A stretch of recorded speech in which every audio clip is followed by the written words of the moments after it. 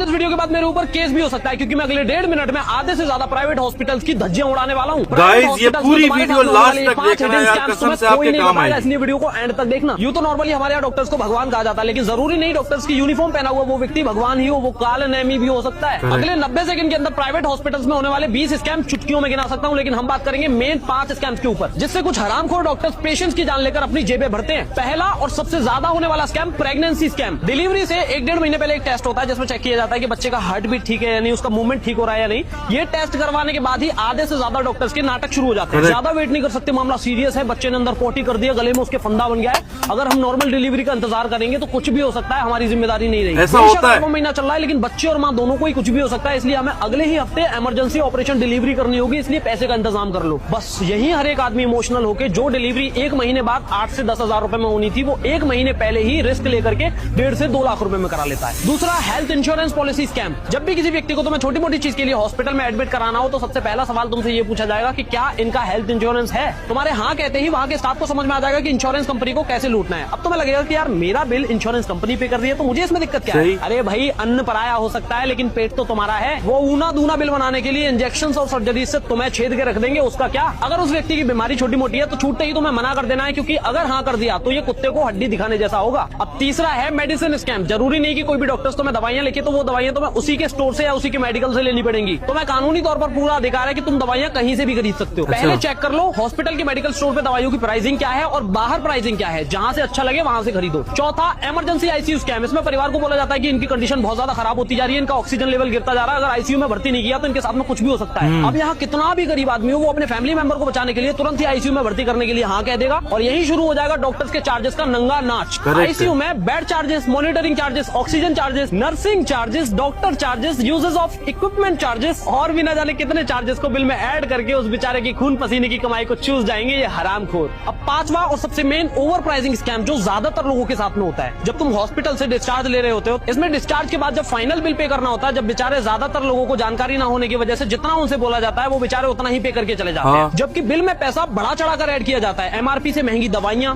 Disposal items का overcharge, mask हो गया, ग्लव्स हो गया और कॉटन हो गया, इनको बिल में 15 से 20 गुना प्राइस में ऐड कर दिया जाता है। और तो और बिल में ऐसे ऐसे चार्जेस भी ऐड कर दिए जाएंगे जो कि आम आदमी को तो समझ में नहीं आएंगे। तो ज्यादातर लोग बस यही करते हैं कि चलो ठीक है यार दे देते हैं, लेकिन रुको, हमारा पैसा हराम का नहीं है। डॉक्टर से आइटमाइज्ड बिल मांगो, उसमें एक एक चीज बारीकी से लिखी रहती है। जहां भी लगे किसी भी चीज की ओवर प्राइसिंग हो रही है, तुरंत ही कंज्यूमर हेल्पलाइन पे कॉल कर दो और इनकी धज्जियां उड़वा दो। इस वीडियो को अभी सेव कर लेना वरना खो जाएगी, और इस वीडियो को कम से कम अपने 50 जानने वालों को भेजना, उनके परिवार या उनके रिलेटिव्स के साथ ये स्कैम ना हो जाए। और मैंने तुम्हें जो ये सारा कुछ बताया, अगर थोड़ा सा भी पल्ले पड़ा हो तो फॉलो कर लेना।